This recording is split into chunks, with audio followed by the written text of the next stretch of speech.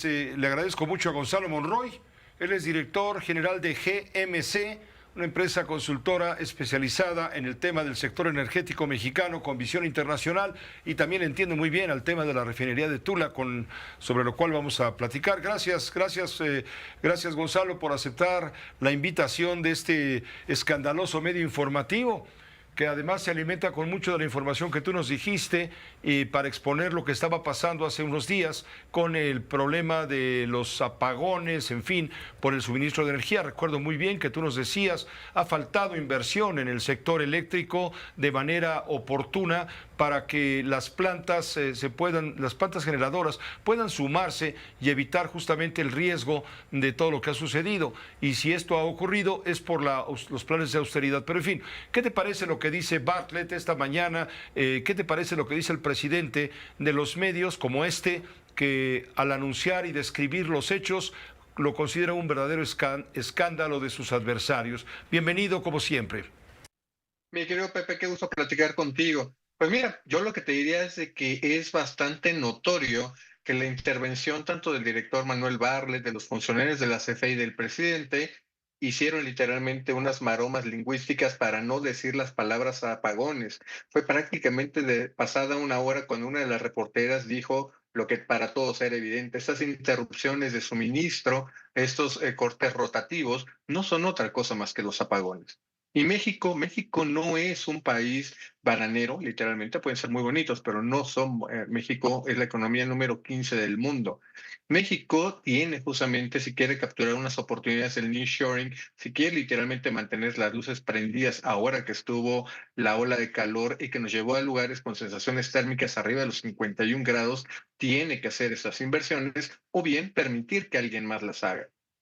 Hoy ¿Cuánto, vemos el lado. cuánto le falta invertir al gobierno para evitar que esto siga ocurriendo? Tú nos decías la vez pasada que en este momento vamos a tardar por lo menos 4 años en garantizar un abasto suficiente de reserva de energía eléctrica para evitar apagones.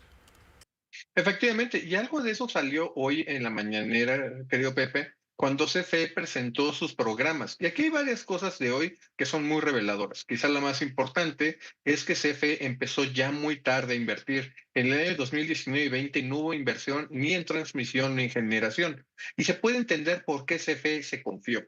Obviamente, cuando fue el 2020, el año de la pandemia, todos nos refugiamos en nuestras casas, la demanda industrial de electricidad se desplomó y CFE pensó: no es necesario que tenga que hacer absolutamente nada. Para el año 2021, el año del rebote, obviamente CFE se dio cuenta que ya tenía el tiempo encima.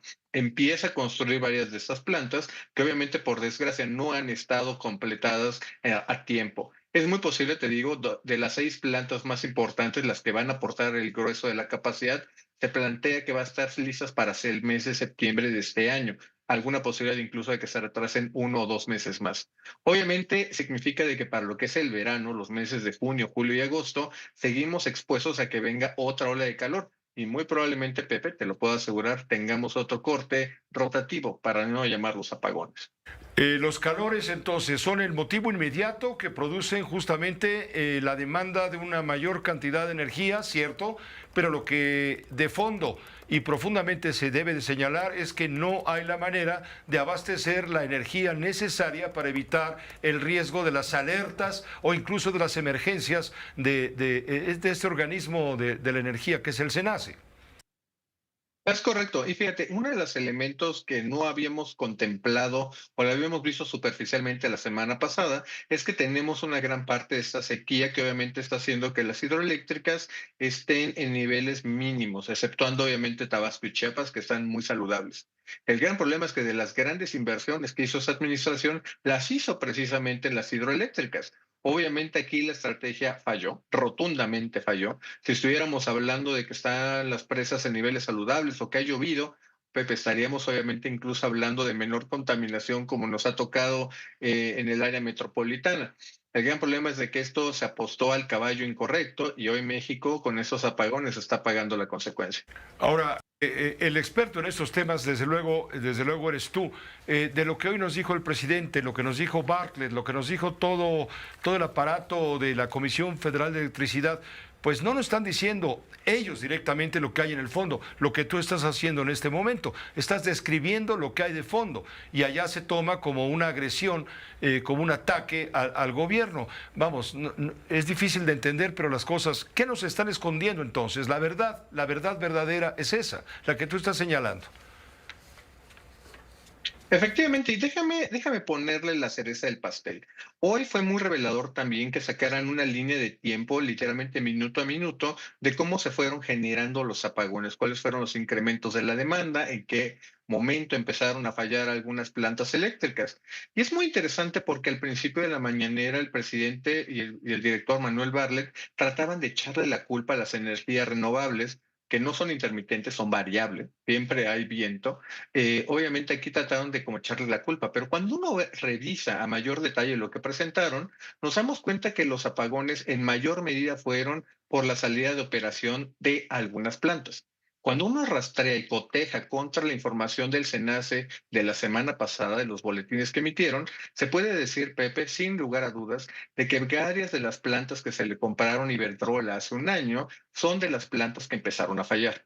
Y eso nos abre muchas interrogantes. ¿Quién hizo justamente hoy determinó que esas eran esas plantas que tenían que comprarse? ¿Cuál era el estado real de esas plantas? Y sobre todo, si se hizo el mantenimiento mayor, en este caso, que tenía que hacerse.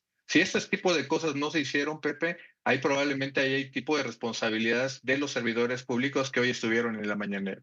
Te agradecemos muchísimo el que nos pongas en el acento, en el punto clave, para entender el fondo de lo que no nos dijo el presidente de la República, sino al contrario, ataca a quienes describimos los hechos, los ataca como una crítica. Bueno, tenemos la contingencia ambiental, ya afortunadamente se acaba de avisar hace un ratito que se suspende, pero ha sido la contingencia ambiental más larga, más prolongada. Ha durado 4 días prácticamente, casi 5 días, en fin.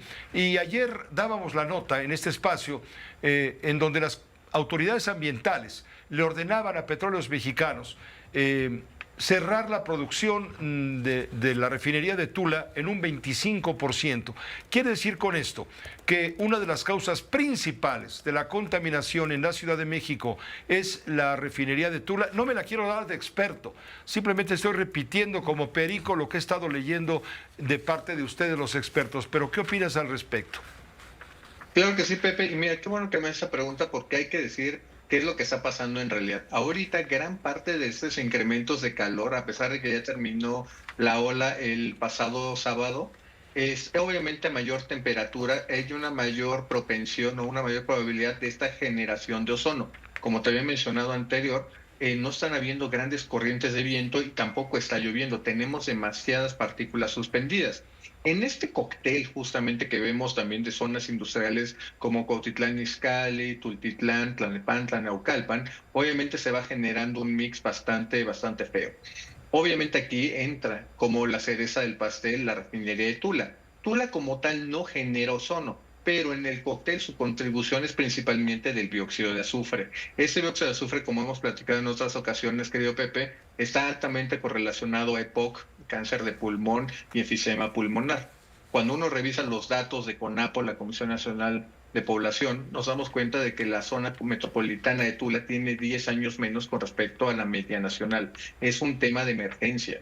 Obviamente aquí no se han hecho las adecuaciones. Tula sigue, la termoeléctrica de Tula sigue quemando el combustóleo que produce la refinería. Y en el INTA, pues por desgracia tenemos este cóctel que estamos respirando prácticamente todos los días. Te agradezco mucho el haber precisado con tu experiencia los datos que ahora estamos manejando para entender el porqué de la contingencia y realmente el papel que tiene la refinería de Tula en todo esto, porque mucha gente te dice, esto es culpa de Tula. No solamente de Tula, entiendo. Hay otras industrias en el Estado de México que generan mucha contaminación y es lo que nos tiene en este momento respirando un aire tóxico y por supuesto peligroso y en algunos casos mortal. Gonzalo Monroy, muchas gracias, como siempre, bienvenido. Al contrario, Pepe, te mando un gran abrazo a ti y a todo tu público. Igualmente, gracias, Gonzalo Monroy, es experto en temas de energía.